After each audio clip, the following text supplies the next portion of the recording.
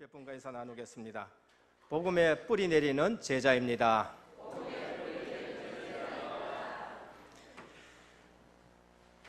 우리 한국의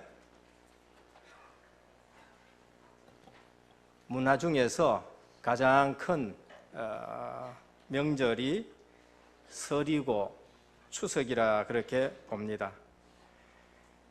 이 명절에서 빼놓을 수 없는 것이 그것이 또 제사 문화지요. 우리가 문화라는 말을 많이 들었지만은 우리 삶 속에서 뗄래야 뗄 수 없는 그런 문화가 불신자에게 그게 제사 문화예요. 그래서 짝믿음 가정에서 신앙생활할 때에 가장 힘든 게 뭐냐? 설 명절은 좋은 것 같은데 이 제사 문화가 있어가지고 참 힘드는 것을 볼 수 있습니다. 어쩌면은 우리 문화가 자세히 들어보면은 좋은 면도 있지만은 영적으로 보면은요, 우리 신앙생활 하는 사람들에게는 골리앗 같은 그런 부분으로 우리 앞에 서 있는 것을 볼 수가 있는 것입니다. 이것 때문에 기독교인들이 오해받는 것도 참 많아요. 기독교인들은 제사 안 드린다 이래가지고는 불효한다라고 그런 오해를 받는 일들도 없지 않아 있습니다. 그러나 잘 몰라서 그렇지 기독교인만큼 효를 강조하는 데가 없어요. 십계명 중에 제일 약속 있는 첫 계명이 무엇인가? 하나님이 하나님 관계에 있어 가지고 4계명을 주셨고 인간 관계에 있어 가지고 6계명을 주셨어요.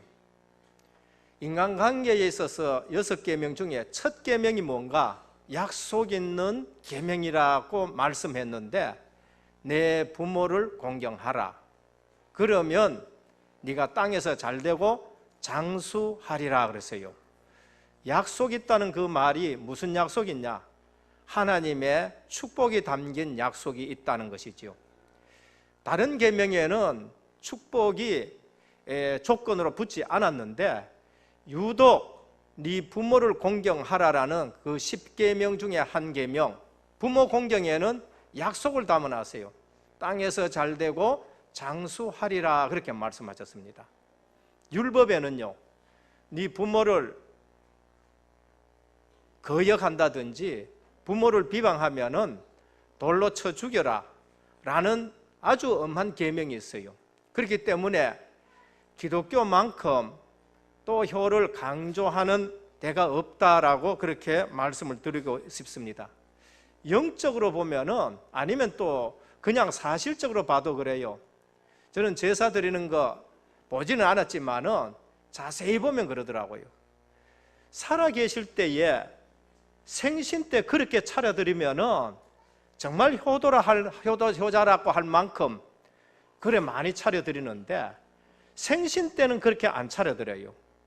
생신 때 20만 원, 30만 원 들여서 생신상을 차려주는 사람은 없는데 그 부모님이 돌아가시고 나면은요, 실제 육신의 부모가 그거 하나도 잡수지 못하는데 상다리가 부러지도록 차려놓는단 말이에요. 그러니까 우리가 사실적으로 봐도 그게 효가 아닌 것이죠. 영적으로 보면은 그게 더 엄청난 것입니다.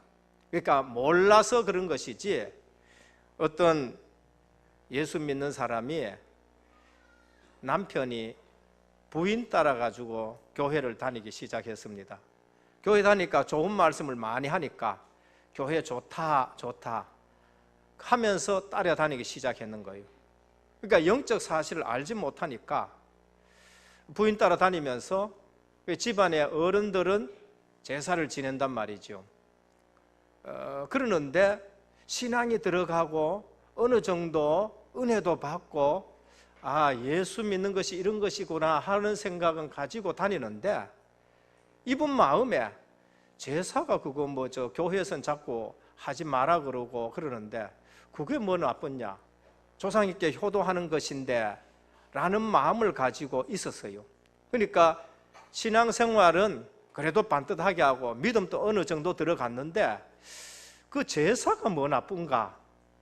조상 섬기는 것인데, 그 조상은 누구든지 다 있고 섬기는 것인데, 그러면서 교회에서 제대로 신앙생활을 하는데 그 부분은 그분에게 안 바꿔지는 거예요. 그런데 한 번은 밤길을 가게 되었습니다.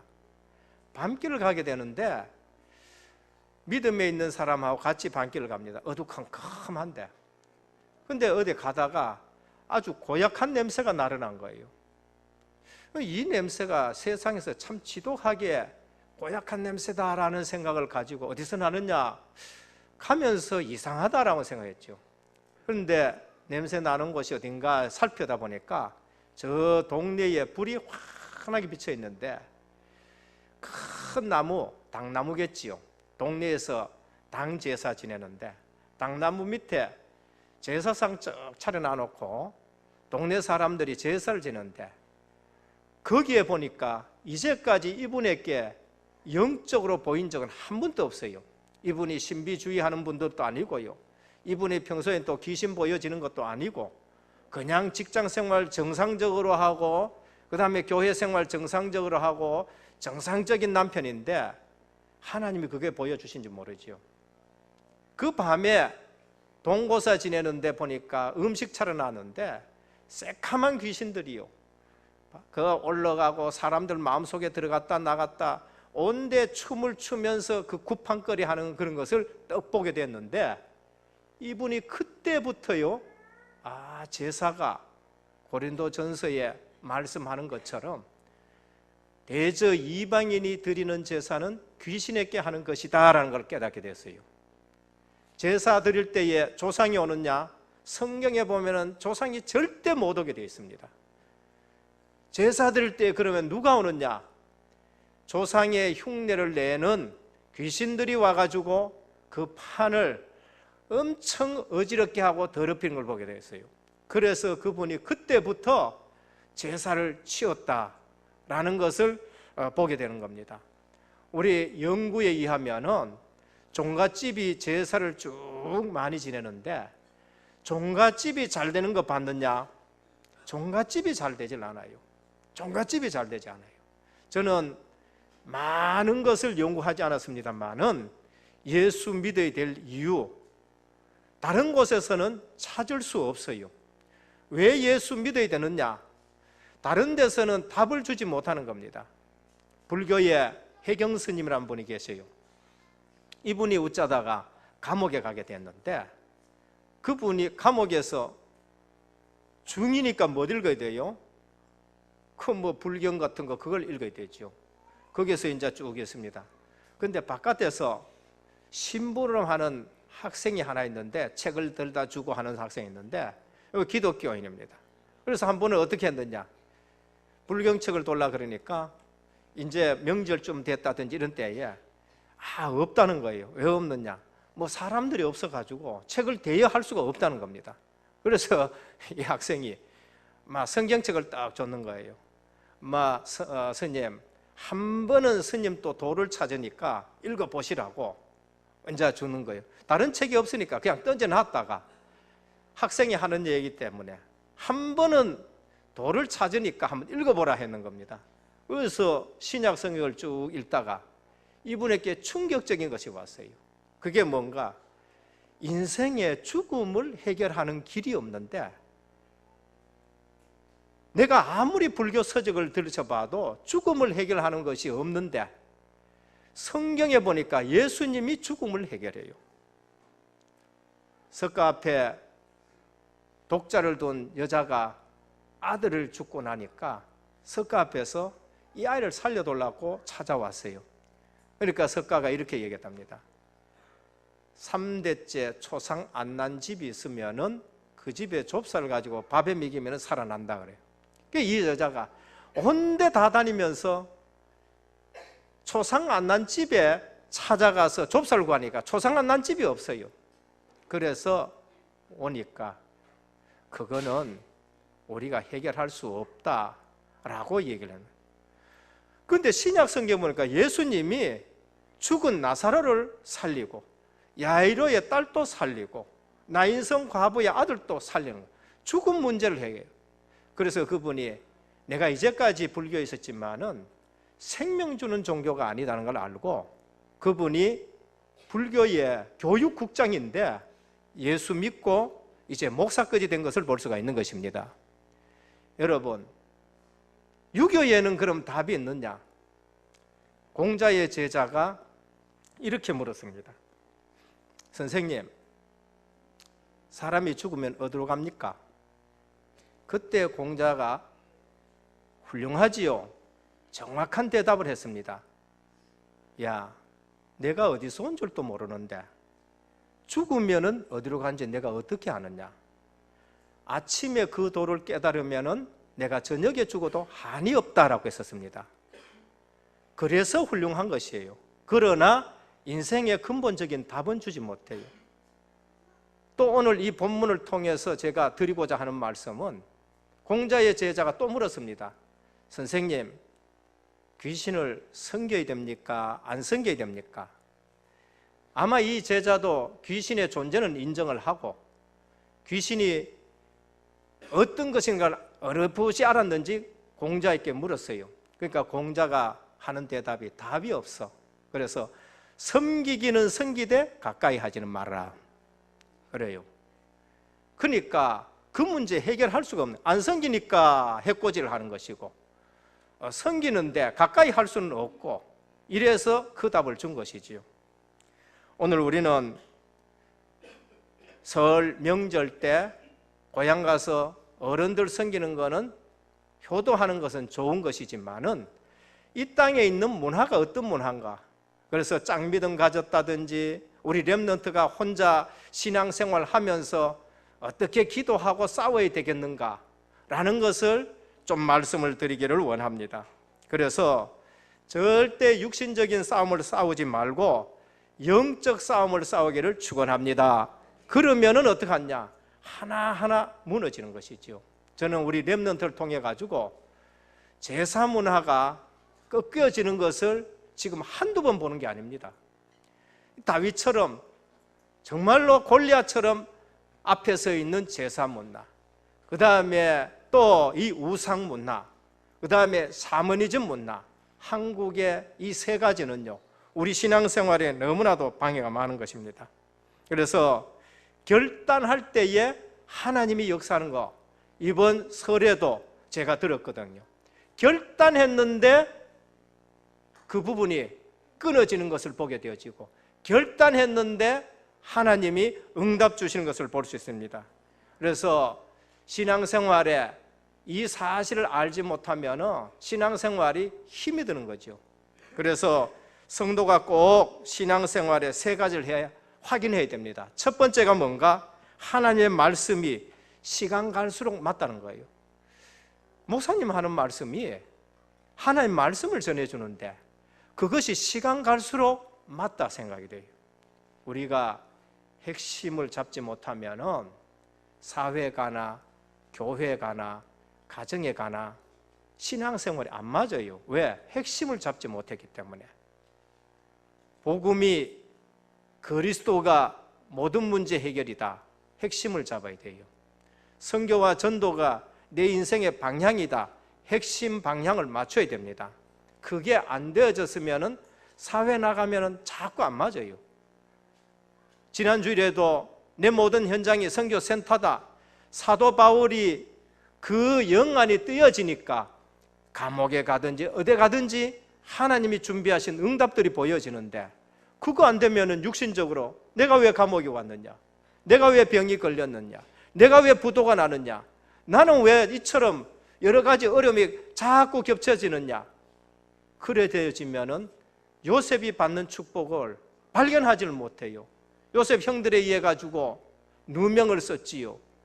또 보디발의 집에 가가지고 또 누명을 써가지고 감옥에 갔지요. 감옥에 갔는데 장관들이 좀 알아줘야 되는데 장관들은 잊어버렸지요. 요셉의 생애에서 오는 어려움은 임마누엘을 누리지 못하고 복음을 누리지 못하면은 본인이 미쳐야 될 상황이고 본인이 포기해야 될 상황이지요.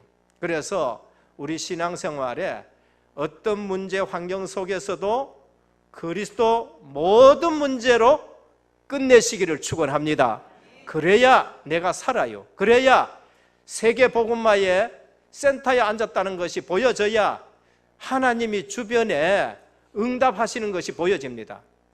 이 사실이 안 되지면은 기독교인들이 전부 쏟고 삽니다. 뭐에 쏟습니까? 내가 얼마나 큰 축복받았는지 모르고 사는 거예요. 그것만큼 무서운 게 없어요. 하나님은 나를 가장 귀하게 보시고 하나님은 나를 보실 때에 기뻐 즐겨 그 감격이 너무 넘치는데 나는 쏟고 앉았는 거예요. 내가 쏟으니까 내가 얼마나 존귀한지 잘 모르니까 옆에 사람도 존귀한 줄 모르는 거예요. 혹시 고아원에서 잘하신 분들에게 대단히 죄송한 말씀일 수 있습니다만은 고아원에서 혹 자라가지고는 옆에서 처음에 누가 사랑해줘도 내가 얼마나 존귀한 자인지를 알지를 못해가 그 사랑을 느끼지를 못한 거예요. 다르게 비유한다면은 전번에 선교대회 때 선교사들이 와가지고 우리 민족을 사랑하기 위해서 와서 은혜를 베풀고 병을 고쳐주려고 하는데 이 백성이 도대체 사랑이 뭔지를 몰라가지고 그걸 거부한다는 것이지요. 여러분들이 하나님이 여러분들을 얼마나 사랑하는 줄 알기를 축원합니다. 그래야 옆에 사람이 얼마나 귀한 줄 알아요. 그게 안 되어지면은 내가 주인이 돼가지고 내가 우상이 되어지는 거예요.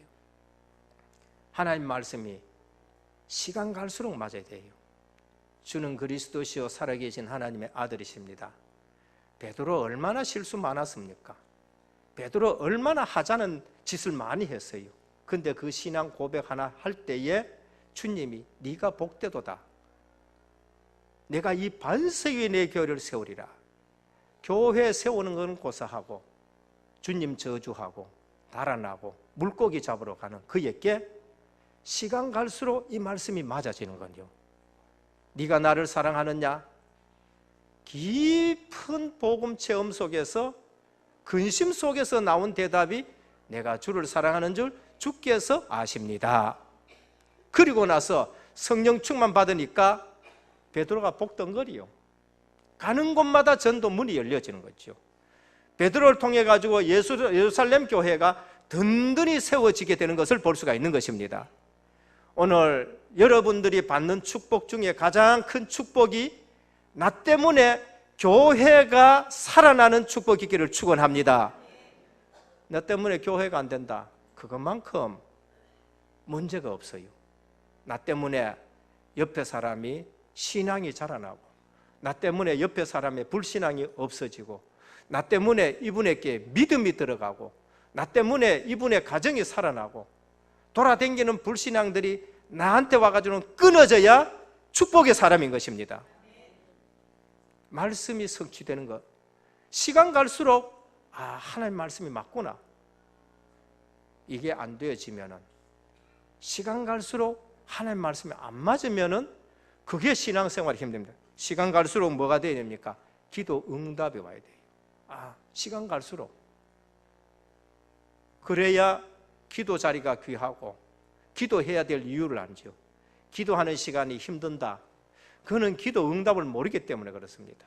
조지 물러난 사람은 5만 번의 기도 응답을 받았어요.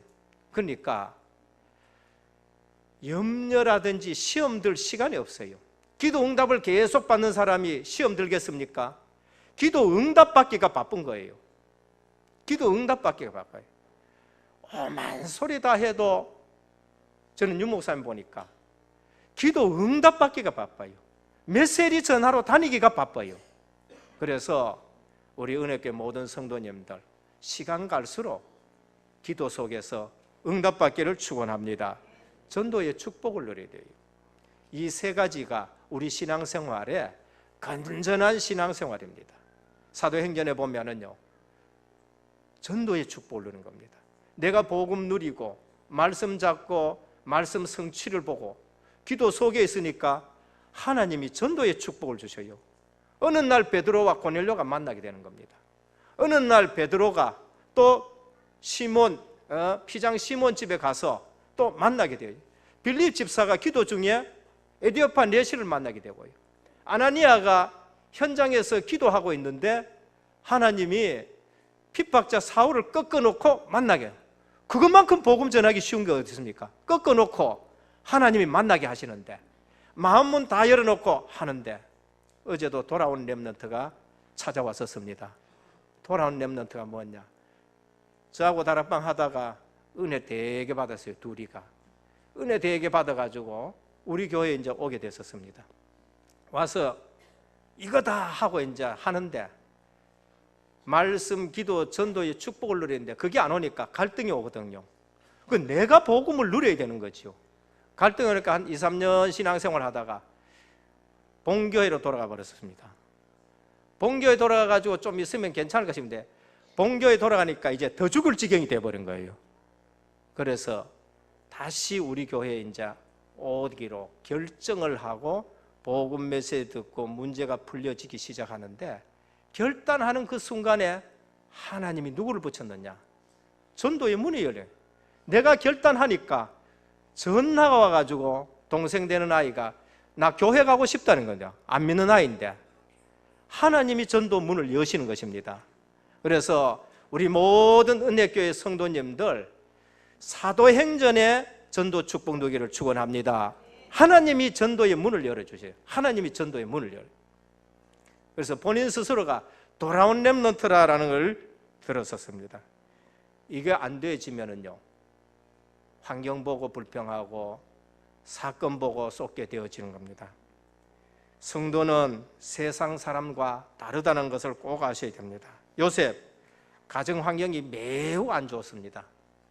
대부분 그 가정 환경 되면은 우리 가정은 왜 이러느냐라고 하는데, 요셉은 그 환경을 극복하고 거기에 하나님의 계획을 발견하고 애굽의 총리가 되었지요. 총리가 문제가 아니라 애굽 복음만 하는데 애굽의 하나님 여호와 이름을 전하는 자리에 이르게 되는 것을 볼 수 있습니다. 모세는 배경이 전혀 없어요. 전에는 양자로서 애굽의 공주의 아들이었지만은 어느 날 그것마저 없어지니까 아무런 배경이 없어요. 나이는 많아졌는데, 그런데 오직 순수한 복음을 듣고 나니까 하나님이 그 나이 많은 모세를 쓰는 것을 볼 수 있습니다. 그래서 우리 성도는 언제 어디서 무슨 어떤 사건 속에서도 하나님의 계획을 발견해요. 왜 우리 집은, 우리 남편은, 우리 집은 제사 지내느냐? 선교센터에 앉은 줄 축원합니다. 여기가 선교센터구나. 하나님이 나를 은혜교회에 보내가지고 복음 확실하게 듣게 해가지고 우리 가문을 복음만 하기 위해서 나를 보냈구나, 하나님의 계획이 여기 있구나 발견될 때에 여러분들은 큰 축복을 받게 됩니다. 첫 번째입니다. 현장을 영적인 눈으로 볼 때 승리할 수 있습니다. 육신의 눈으로 봐가지고는 절대 승리할 수가 없어요. 오늘 본문은 불신자도 알고 우리 렘넌트도 압니다. 블레셋이란 나라가 쳐들어왔어요. 근데 블레셋은 이스라엘이 정복해야 될 것이고 이스라엘이 복음화 시켜야 될 민족들이지요. 근데 이스라엘이 힘이 없으니까 블레셋이 늘 쳐들어오는 겁니다. 그래서 사울 임금도 떨고 앉았고 형님들도 떨고 앉았고, 블레셋에 골리앗이라는 장군이 나타나니까 40일 동안 골리앗이 감을 지르는데 거기서 맞설 싸울 사람이 없어요. 그때에 이새가 막내 아들 다윗을 형님들이 전투하고 있는 전투 현장에 곡식 싸들어가지고 그다음에 또 천부장에게도 이렇게 선물을 가지고 보내가지고 형님들 잘했는가 가보고 와라, 증표를 가지고 와라 했었습니다. 그때 이제 다윗이 가보니까 골리앗이라는 사람 앞에 모두가 떨고 있거든요. 그때 다윗이 본 게 있어요. 현장을 영적인 눈으로 봤었습니다. 하나님이 왕이신데, 그리고 앞으로 내가 왕이 될 사람으로 기름 부음 받았는데 저 할례 받지 못한 거, 하나님 없는 사람이 저렇게 고함치고 있는데 이때가 기회구나 라는 것을 알고 자기의 전공을 가지고 나아가서 돌을 던져서 골리앗을 무너뜨리고 응답받는 현장이 바로 오늘 본문입니다. 그래서 오늘 우리가 빨리 알아야 될 건 첫 번째, 현장을 영적인 눈으로 볼 때 우리가 승리할 수 있는 것이요, 우리 육신의 눈을 갖고 있습니다. 육신의 눈을 뜨지 못한 사람을 소경이라 그래요. 지식의 눈이 있습니다. 지식의 눈을 뜨지 못한 사람을 우리는 까막눈이라 그럽니다. 영적인 눈이 있어요. 영적 세계를 우리가 볼 수 있어야 되는데 그것은 하나님의 말씀을 통해서만 영적 세계를 알 수가 있습니다. 제대로 영적 세계를 알려면 하나님의 말씀을 통해서 우리가 알 수 있는데 영적인 눈을 뜨지 않는 사람을 영안이 어둡다라고 말해요. 그것의 공통점이 뭐냐? 답답한 거지요. 앞으로 알지 못하고 답답한 겁니다. 육신의 눈 못 떠도 답답하고 지식 눈 못 떠도 답답하고, 그런데 영적인 눈을 못 뜨면은요 영적 사기를 당해요. 종살이 하게 되는 겁니다. 하나님 나라가 무슨 말인지 모르고 신앙생활을 해요. 교회 왔다 갔다 하는데 천국이 무슨 말인지도 모르고, 그 다음에 천사가 무슨 말인지도 모르고, 영혼이 무슨 말인지도 모르고, 마귀 지옥이란 말도 모르고 그냥 교양적으로 그렇게 신앙생활을 하는 사람들이 있습니다. 복음의 영안으로 현장을 보면은 내가 응답받을 현장이다라는 것이 보여지는 것입니다. 12정탐꾼들 가나안 땅에 들어갔습니다. 육신적으로 본 사람들은 저들은 네피림 후손 같고 저들은 거인 같고 우리는 메뚜기 같아, 이제 우리는 큰일 났다라고 불신앙의 말을 해서 전 이스라엘 진중이 불신앙에 빠져가 통곡하게 만들었어요. 그러나 영안을 뜨고 본 갈렙과 여호수아는 저들은 우리의 밥이다라고 얘기했대요. 그들의 신은 떠났다라고 말했습니다. 여러분들이 제대로 언약을 잡고 있으면은 이 지역에 흑암이 떠나간 줄 믿으시길 바랍니다. 나 때문에 우리 집에 제사 문화가 끊겨지고 흑암 권세가 결박되어지는 거 이제는 완전히 끝났다, 떠났다, 그렇게 보여져야 돼요. 오늘 또 다윗은 골리앗이 있는 현장에 갔었는데 거기에서 뭐를 받느냐? 여호와의 이름을 가지고 나가면 된다라는 것을 봤죠. 거기에서 뭘 받느냐? 영안이 어두워가지고 응답받지 못하는 사울 형님들 군대를 본 겁니다. 믿는 것 같으나 불신앙으로 가득해요.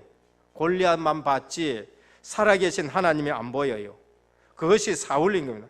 하나님 안 보이고 골리앗만 보여요.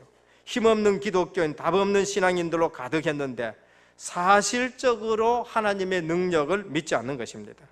그래서 사실적으로 하나님 살아계신 것을 믿는 사람, 그래서 외국에서 이런 얘기가 있잖아요. 목사님 좀 한번 보내달라 그러니까 어떤 목사님 보낼고 하니까 하나님 살아계신 목사님 좀 보내달라. 지금 현장이 지금 이런 것입니다.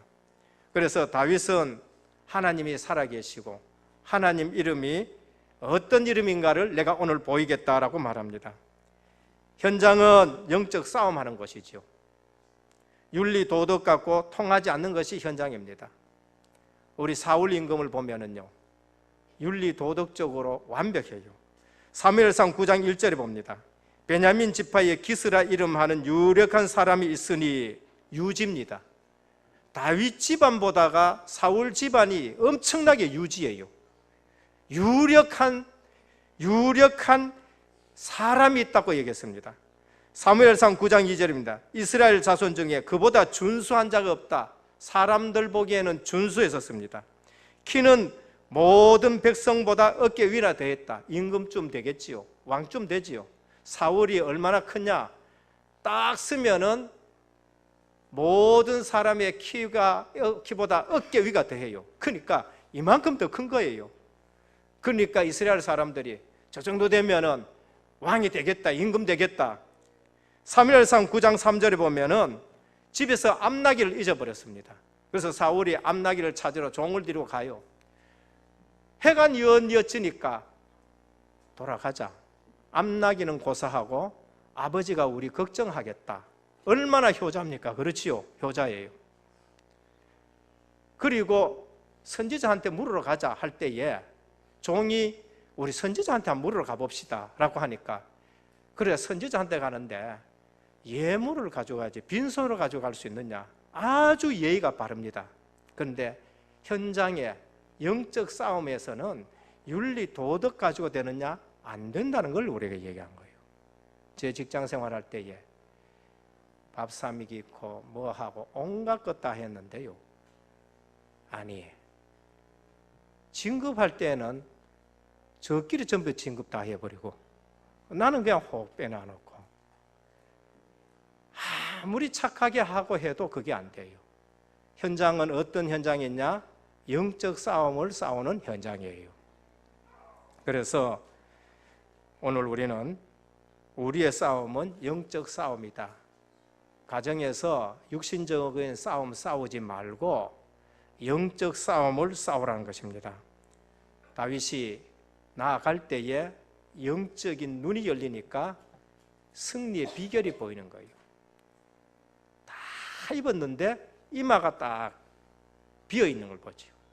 다윗이 뭐 가지고 싸우느냐? 갑옷 가지고 싸운 게 아니고 여호와의 이름 가지고 나간 겁니다. 전쟁은 여호와께 속한 것이다. 그러면서 하나님이 주신 자기의 기능 가지고 싸워서 이기는 것입니다. 그래서 살아계신 하나님의 군대를 모욕하는 할례 받지 못한 블레셋 사람, 오늘 짐승과 같이 되리라라고 말씀하셨습니다. 둘째입니다. 현장에서 승리하는 제자, 모든 삶의 복음을 사실적으로 적용해야 되는 겁니다. 다윗은 현장에서 늘 모든 삶에 사실적으로 복음을 적용했습니다. 다윗은 시편이 150편인데 기도와 찬송이거든요. 근데 그 절반을 썼어요. 그러면은 영적으로 늘 하나님과 교제하는 사람입니다.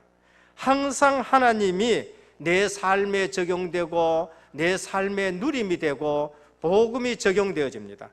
그래서 목동 생활할 때는 다윗이 뭐라고 했느냐? 자기가 양을 칩니다. 나는 8째니까 나만 말이지 하자는 네 목동을 생활하게 하느냐? 불평한 것이 아니고 양 한 마리도 잃어버리지 않는 그러한 목동 생활하면서, 그래 내가 이 양을 치듯이 나의 목자는 하나님이시다. 예수 그리스도가 나의 목자시다. 목동 생활하면서는 나의 목자 되신 예수 그리스도, 시편 23편이에요. 군인 생활하면서는요, 하나님이 나의 방패시고 하나님이 나의 산성이시고 하나님이 나의 구원자시다. 사무엘하 22장 1절입니다. 그날에 다윗이 이 노래의 말씀으로 여호와께 아뢰되 가로되 여호와는 나의 반석이시요 여호와는 나의 요새시요 여호와는 나를 건지시는 자시요 하나님은 나의 피할 바위시요 나의 방패시요 구원의 뿌리시요 나의 높은 망대시요 나의 피난처시요 나의 흉악에서 구원하시는 자시요 방패지요 산성이시지요 요새시지요. 원수가 공격할 틈이 없는 거예요. 복음이 이처럼 적용되는 거예요. 사도 바울은 에베소 6장에 보면 복음을 적용합니다. 구원의 투구, 의의 흉배, 그 다음에 진리의 허리띠, 평안의 신발, 믿음의 방패, 그 다음에 말씀의 검, 하나님과 늘 교통하는 무시로 기도하고, 사단이 공격할 틈이 없는 거예요. 오늘 우리 모든 성도님들 모든 삶에 복음이 적용되기를 축원합니다. 그래야 승리하는 거예요. 다윗은 피난 시절에도 늘 적용합니다. 시편 57편 8절입니다. 내 영광아 깰지어다 비파야 수금아 깰지어다 내가 새벽을 깨우리로다. 피난 생활, 그 다음에 또 박해받을 때에도 늘 복음이 적용돼요. 시편 143편 7절에 보면 여호와여 속히 내게 응답하소서 내 영혼이 피곤하나이다. 주의 이름을 인하여 나를 살리시고, 주님 때문에 나를 살리시고 복음이 적용되는 거죠. 그러면 평안할 때는 어땠느냐? 시편 108편은 다윗이 평안한 시절입니다. 그때에도 비파야 수구마 깨울지어다 내가 새벽을 깨우리다. 평안하다고 해가지고 새벽기도 안 하느냐? 평안할 때에도, 평상시대에도 다윗은 늘 복음으로 적용되어집니다. 성공했을 때도 마찬가지예요. 많은 사람이 성공하면 안일해집니다. 그때가 더 중요해요. 시편 145편 1절에 왕이신 나의 하나님이여. 다윗은 목동일 때에는 여호와 하나님이 나의 목자시고, 군인일 때는 여호와 하나님이 나의 산성이시요 방패시요 요새시요 모사시요. 군인일 때는 군인에서 그걸 모든 걸 적용시켜요. 왕일 때에는 다윗이 나의 왕이신 여호와여. 그러니까 다윗의 삶에서는 늘 여호와가 적용이 되어지고, 늘 여호와가 자기 삶에 늘 함께하는 걸 볼 수 있습니다. 실패했을 때 시편 51편입니다. 우리아의 아내 때문에 다윗이 실패했었을 때에 복음이 적용되어져요. 하나님이여, 주의 인자를 쫓아 나를 긍휼히 여기시며 주의 많은 자비를 쫓아 내 죄가를 도말하소서. 나의 죄악을 맑게 씻기시며 나의 죄를 깨끗이 제하소서. 대저 나는 내 죄가를 아오니 내 죄가 항상 내 앞에 있나이다. 내가 죄악 중에 출생하였으며 모친이 죄 중에 나를 잉태하는 아이다. 내가 죄를 지을 수밖에 없는 것이 이 원죄의 뿌리가 있구나. 모친이 죄 중에 나를 잉태하였다. 원죄를 얘기하는 거죠. 뭐 또 다른 말도 있을 수가 있습니다만은, 우슬초로 나를 정결하게 하옵소서. 내가 정하리이다. 우슬초가 뭡니까? 하나님이 모세에게 유월절 어린 양 피 발라라 할 때에, 양을 잡아서 문설주에 피를 바를 때에 우슬초에 적셔서 피를 발라요. 뭐 소리라고 말할 수 있겠지요. 우슬초. 다윗이 실패하고 범죄했었을 때에 하나님이요, 우슬초로 나를 정결케 하소서. 피 언약으로 나를 깨끗이 정하게 하옵소서. 내가 정하리이다. 우슬초. 오늘 모든 성도님들, 오늘 다 골리앗과 같은 이 흑암 문화가 우리 가정에, 우리 사회에, 우리 지역에 있는데, 다윗처럼 현장을 영적인 눈으로 보시고 또 내 모든 삶에 복음이 적용되어서 승리하기를 주님의 축원드립니다. 그래요. 내 모든 삶에 복음이 적용이 돼요. 다윗만큼 복음을 적용한 사람은 없어요. 여호와 나의 목자시다. 목동 때, 군인일 때는 여호와 나는 산성이시요 방패시요 요새요. 왕이 되었을 적에 여호와가 나의 왕이시다. 실패했었을 때에 우슬초로 나를 정하게 하소서. 내가 언약의 복음 속으로 들어간 걸 볼 수 있습니다. 내 속에 정한 마음을 창조하시고 내 안에 정직한 영을 새롭게 하소서. 그래 내가 살겠습니다. 그래 내가 승리하겠습니다. 다윗이 성군이 된 것을 볼 수 있습니다. 우리에게 어떻게 적용해야 되겠습니까? 그게 오늘의 말씀이고 오늘의 기도고 오늘의 전도예요. 그 속에서 늘 복음이 적용되어서 우리의 영혼이 소생하기를 주님의 축원드립니다. 여호와를 앙망하는 자 샘을 얻으리라. 장정이라도 소년이라도 피곤하고 넘어지고 자빠지지만은 여호와를 앙망하는 자는 새 힘을 얻으리라. 복음이 늘 적용이 되어야 돼요. 순간순간에 적용이 되어야 되고요, 매일 적용이 되어야 되는 거예요. 사도 바울이 그게 매일 적용됐습니다. 마지막 세 번째입니다. 현장에서 승리하는 제자는 기준을 바꿔버립니다. 전에는 내 기준 가지고 살았어요. 그러나 진짜 승리하는 사람은 기준을 바꿨습니다. 내 기준을 바꿔요. 하나님이 나의 주인 되는 기준으로 바꾸어지는 것입니다. 다윗의 삶 속에서 늘 하나님이 주인이에요. 그래서 다윗의 고백 속에 뭐가 나와요? 하나님의 절대 주권을 합니다. 부하게 함도, 낫게 함도, 그 다음에 또 이 모든 것이 하나님의 손에 있다라고 우리 절대 주권, 첫 번째 나오는 게 누구냐? 그 다윗의 입에서 나온 것입니다. 그래서 모든 기준이 뭐예요? 다윗이 사람 평가할 때 모든 기준이 뭐예요? 하나님이 기준이에요. 이 사람은 하나님이 기름 부어 세웠구나. 손을 안 대요. 그게 기준이 바꿔진 거예요. 기준이 바꿔진 거. 오늘 중직자는 기름 부은 중직자입니다. 그러면은 내가 하나님 앞에 얼마나 축복받은가. 다윗을 보면요, 기름 부었다는 것은 하나님의 절대 주권을 얘기하는 것이고, 정말로 하나님 기준으로 살아간다, 그것이 기름 부은 것이다. 다윗의 기준이 바뀐 것입니다. 그래서 우리 은혜교회 모든 성도님들, 하나님 앞에 서기를 축원합니다. 기준이 하나님의 기준으로, 하나님이 주인 되는 것이고 절대 주권이 하나님에 있다는 겁니다. 기도 응답의 기준도 바꿔야 됩니다. 기도 응답의 기준, 말씀이에요. 메시지 이전에 말씀이에요. 메시지는 설교입니다. 그러나 설교는 어디에 근거하느냐? 말씀에 근거하는 거예요. 그러니까 여러분들이 우리의 기준은 성경이고, 우리의 기준은 말씀이고, 우리의 기준은 복음이고, 거기에서 나오는 설교를 통해서 내가 응답받고 누려지게 되는 것이죠. 말씀이 정리가 되어지면은요, 하나님이 반드시 역사하십니다. 말씀이 정리 안 되어지면 내 것이 나와요. 기도하는데도 내 것이 자꾸 나와요. 그 내가 나오는 게 뭐죠? 그게 우상이 되어지는 거예요. 교회 다니는데 자꾸 내 것을 가지고 하나님 앞에 나아가면 그게 우상이 되어지는 거예요. 그래서 우리 기도의 내용이 메시지가 되어야 되고, 기도 응답의 기준이 말씀이 되어야 됩니다. 그거 안 되어지면 내 생각 가지고, 교회 생활하는데 자꾸 내 생각 가지고 하는 거예요. 교회 생활하는데 자꾸 내 기준으로 합니다. 뭐 설 명절 때 보면은요, 여러 사람들 모이잖아요. 예를 들면은 기준이 안 바꿔지면은 내 기준 가지고, 우리 교회도 보면요, 늘 얘기합니다. 아들 미국 가면은 미국 복음만 한다 얘기를 하고요. 아들 영국 가면은 우리는 영국 복음만 한다. 기준이 내 기준이니까 그래요.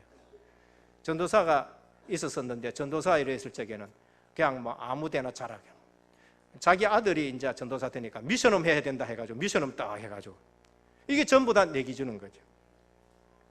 며느리에게 시집을 왔으니 이 집 풍속을 따라야 한다.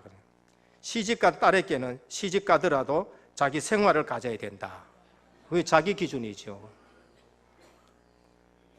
며느리는 남편에게 쥐어 사이를 하고 딸은 남편을 휘어잡아야 된다.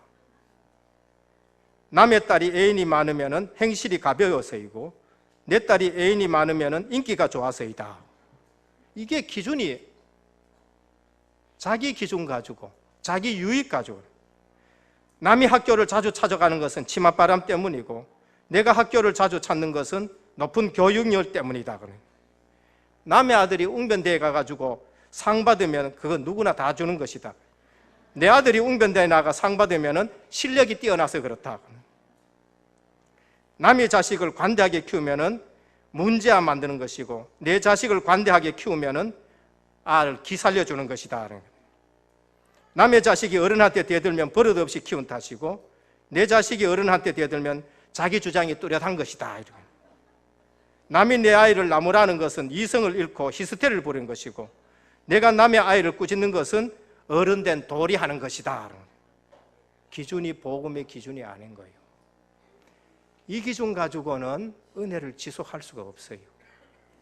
우리가 규모를 바꿔야 되고 기준을 바로 세워야 하나님이 제대로 응답하시는 것입니다.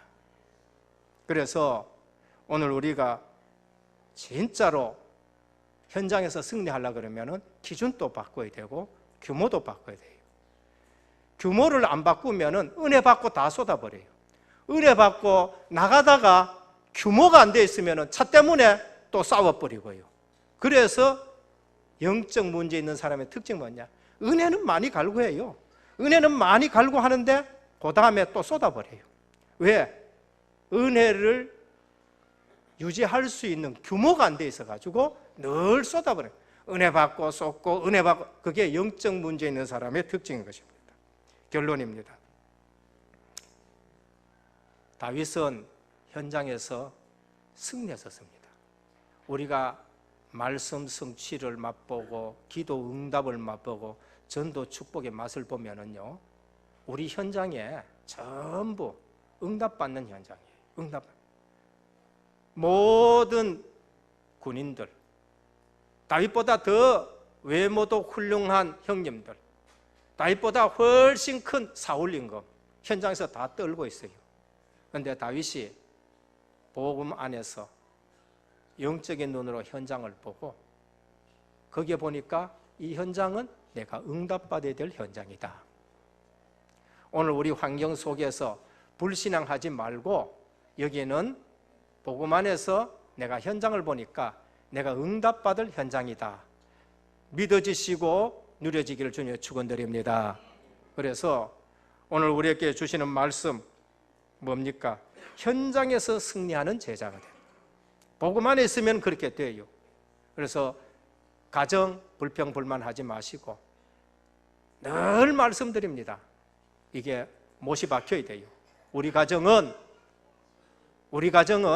하나님 절대 계획이 있는 가정이다. 그래 보셔야 돼요. 우리 교회는 내가 은혜 받는 곳이다. 교회 와서 뭐 해야 됩니까? 내가 은혜 받아야 되는 것이다. 내가 은혜 받고 옆에 사람을 살려야 되는 것이 교회다. 사회 현장, 믿음 떨어지는 것이 아니라 다윗처럼 내가 응답받는 곳이다. 사회에 위기가 왔다. 거기서 내가 응답받는 것이다. 조금만 우리가 복음 안에서 보면은 불신자가 보지 못하는 것을 보게 되고, 불신자 가지 못하는 것에 가게 되어지고, 불신자 하지 못하는 것을 우리가 하면서 응답받고 현장에서 승리하시는 우리 렘넌트와 우리 모든 성도님 되기를 주 예수 그리스도의 이름으로 축원드립니다. 기도하겠습니다. 주님 감사합니다. 골리앗이 나타났는데 오늘날 모든 이스라엘 백성들이 떨고 있습니다. 현장을 영적인 눈으로 보지 못해서 그렇습니다. 하나님이 살아계시면은 영안으로 볼 때에 내가 응답받을 현장이라는 것을 보여지게 해 주옵시고, 영적 싸움은 윤리 도덕 가지고 되지 않는다는 것을 알고 오늘도 우리가 다윗처럼 모든 삶의 복음이 사실적으로 적용되게 하여 주시옵시고, 오늘도 우리 통해서 모든 현장이 살아날 수 있는 기준과 규모 갖추는 은혜교회 모든 성도님들 되게 하옵소서. 우리 주 예수 그리스도의 이름으로 간절히 기도드립니다.